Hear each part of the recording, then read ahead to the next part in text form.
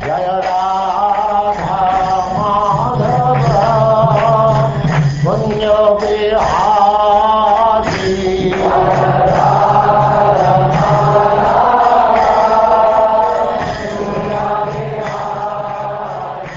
And now Chapter 12, The Perfect Society, 4 Spiritual Classes.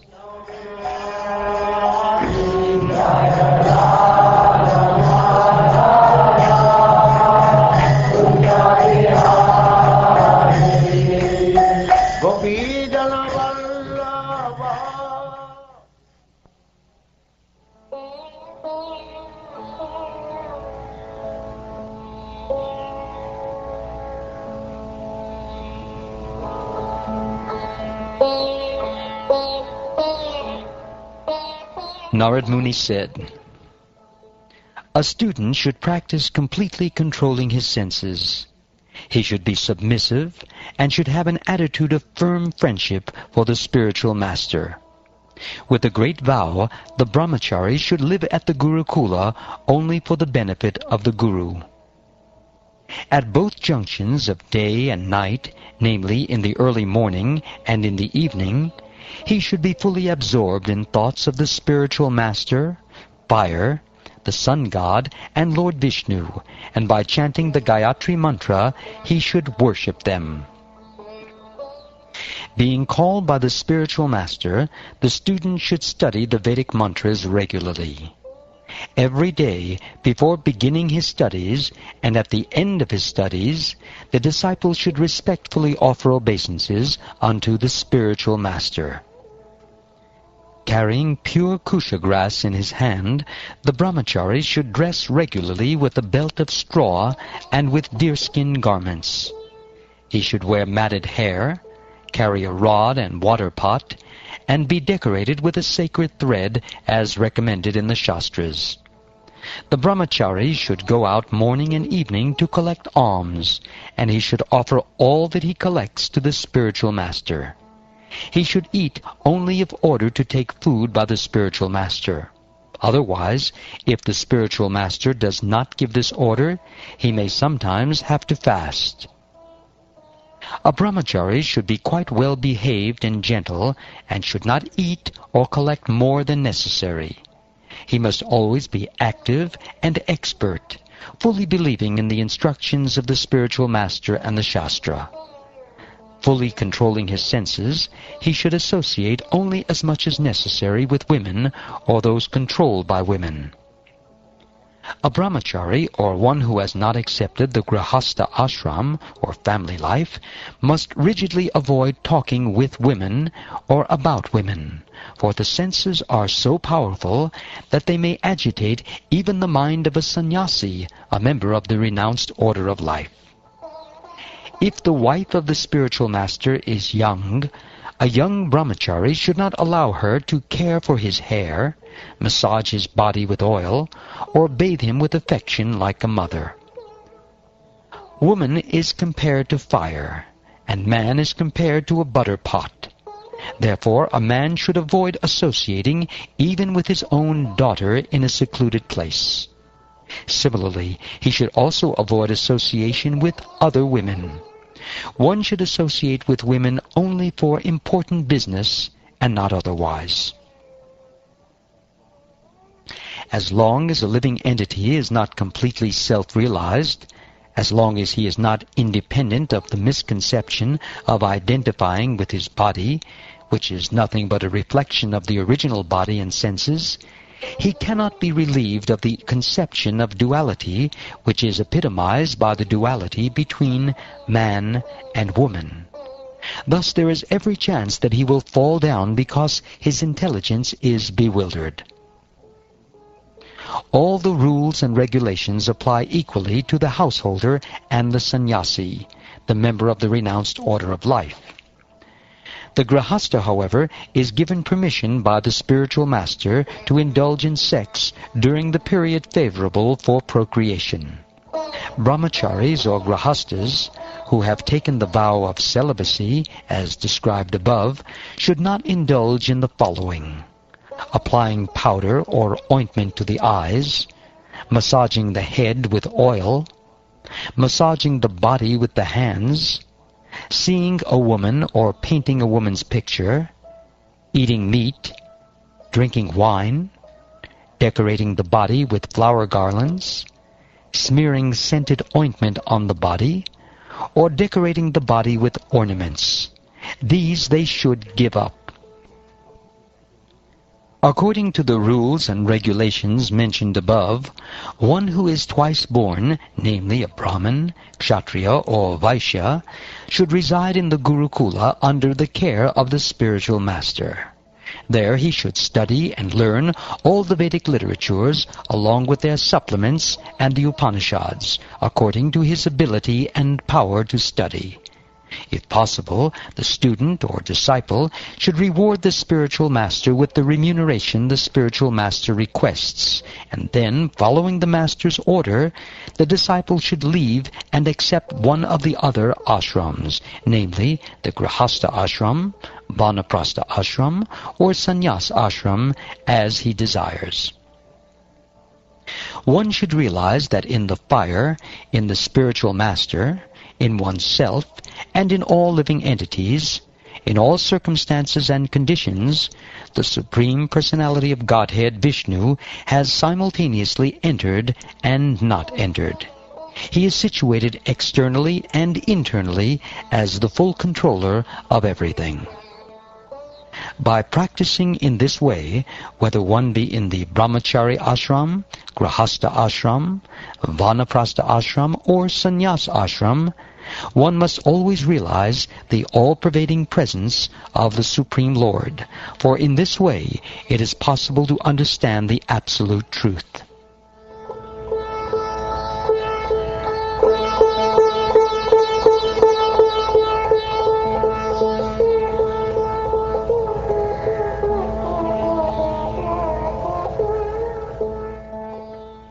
O King, I shall now describe the qualifications for a Vanaprastha, one who has retired from family life.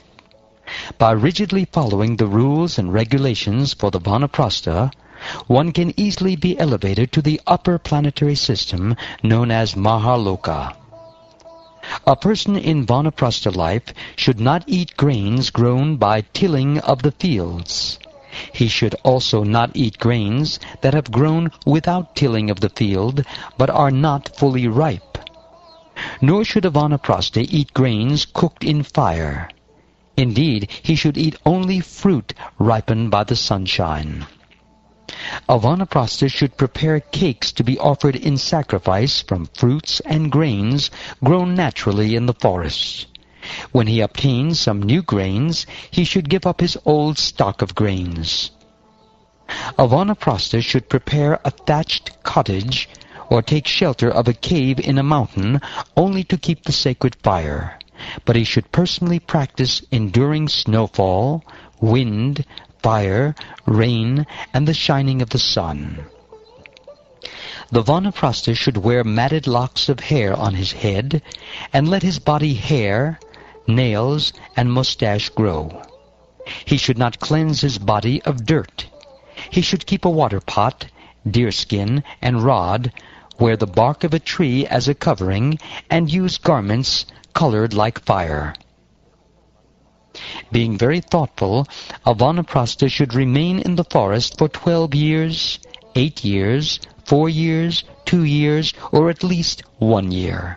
He should behave in such a way that he will not be disturbed or troubled by too much austerity. When because of disease or old age, one is unable to perform his prescribed duties for advancement in spiritual consciousness or study of the Vedas, he should practice fasting, not taking any food. He should properly place the fire element in his own self, and in this way give up bodily affinity by which one thinks the body to be oneself or one's own. One should gradually merge the material body into the 5 elements: earth, water, fire, air, and sky. A sober, self-realized person who has full knowledge should merge the various parts of the body in their original sources. The holes in the body are caused by the sky. The process of breathing is caused by the air. The heat of the body is caused by fire, and semen, blood, and mucus are caused by water. The hard substances like skin, muscle, and bone are caused by earth. In this way, all the constituents of the body are caused by various elements, and they should be merged again into those elements. Thereafter, the object of speech, along with the sense of speech, namely the tongue, should be bestowed upon fire. Craftsmanship and the two hands should be given to the demigod Indra. The power of movement and the legs should be given to Lord Vishnu. Sensual pleasure, along with the genitals, should be bestowed upon Prajapati. The rectum, with the power of evacuation, should be bestowed in its proper place unto Mrityu. The oral instrument, along with sound vibration, should be given to the deities presiding over the directions. The instrument of touch, along with the sense objects of touch, should be given to Vayu. Form, with the power of sight, should be bestowed upon the sun. The tongue, along with the demigod Varuna, should be bestowed upon water. And the power of smell, along with the two Ashvini Kumara demigods, should be bestowed upon the earth. The mind, along with all material desires, should be merged in the moon demigod. All the subject matters of intelligence, along with the intelligence itself, should be placed in Lord Brahma. False ego, which is under the influence of the material modes of nature, and which induces one to think, I am this body, and everything connected with this body is mine, should be merged, along with material activities, in Rudra, the predominating deity of false ego. Material consciousness, along with the goal of thought, should be merged in the individual living being, and the demigods, acting under the modes of material nature, should be merged, along with the perverted living being, into the supreme being. The earth should be merged in water, water in the brightness of the sun, this brightness into the air into the sky into the false ego into the total material energy, the total material energy into the unmanifested ingredients, such as the pradhan feature of the material energy, and at last the ingredient feature of material manifestation into the supersoul. When all the material designations have thus merged into their respective material elements, the living beings, who are all ultimately completely spiritual, being one in quality with the Supreme Being, should cease from material existence, as flames cease when the wood in which they are burning is consumed. When the material body is returned to its various material elements, only the spiritual being remains. This spiritual being is Brahman and is equal in quality with Parabrahman.